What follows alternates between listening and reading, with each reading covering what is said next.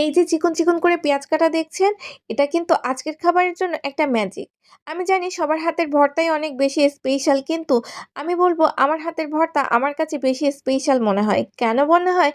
আপনারা পুরো ভিডিওটা দেখলে বুঝতে পারবেন, এবং আমার মতো করে একবার যদি ভর্তা মাখিয়ে খান তাহলেই বুঝতে পারবেন।